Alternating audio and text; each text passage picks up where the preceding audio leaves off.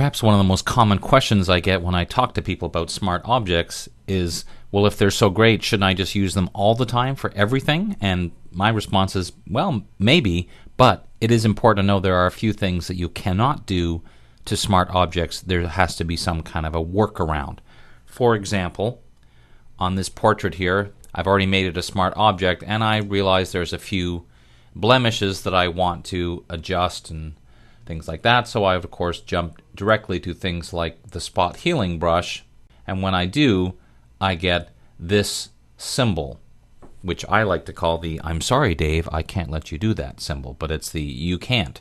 And when I try to use it, it says the smart object must be rasterized before proceeding. Well, that's not very good, because that means I lose the whole benefit of being a smart object to begin with. One solution would be to double-click on the smart object and edit the original, but frankly, an easier solution is to do this: add a new layer and make sure that Sample All Layers is turned on. So now, as I start to go through and do my blemish retouching, it's still working fine, but what's happening is it's not directly editing the smart object, it's putting all the blemish fixes on a separate layer. Now the same rule applies to all the tools of a similar nature. Any painting type tool, the clone stamp tool, same idea.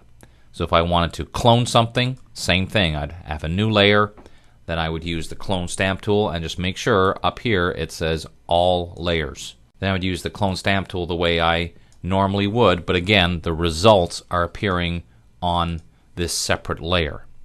Now, the one downside to this is there are some tools that won't work with. For example, if you want to use the patch tool does not have an option. So if I try to do something with the patch tool, it won't work. So that's a bit of a drawback. A few other minor things, certain other tools, like I said, the painting tool, the history brush, won't work the same way. But honestly, things like the history brush I wouldn't worry about as much, because that's the whole point of being a smart object. Now, here's the one thing that you have to consider is the timing of everything. For example, as you saw, I used that new layer to use the spot healing brush and fix some of the blemishes.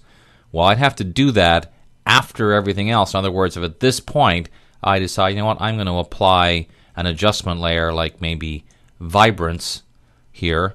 When I increase the vibrance, I'm increasing the vibrance of the original layer, and I'll make it even more obvious. Let's put the saturation down so you can see, well, obviously the spots, those are on a separate layer. So I'd have to think about that and either do this first, or if I was in fact using an adjustment layer, put the adjustment layer above both layers. So now when I make any kind of adjustment, it will affect both layers below. The bottom line is this: most of the potential drawbacks you'll run into can be worked around. You just have to think about the timing of what should I do first, and that if you want to do anything, you can't directly edit or work on the smart object. So I wanted to paint on it or anything else, I'd have to always be thinking, add a layer first.